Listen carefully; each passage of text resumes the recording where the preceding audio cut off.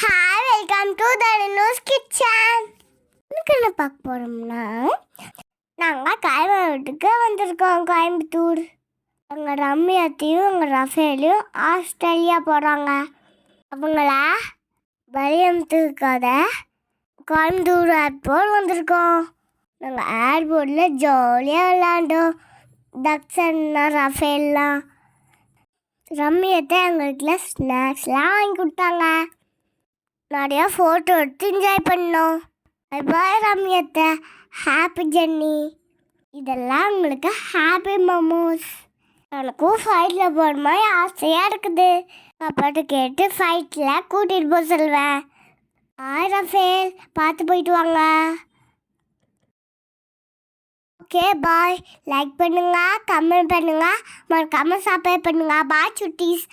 Thanks for வாட்சிங்.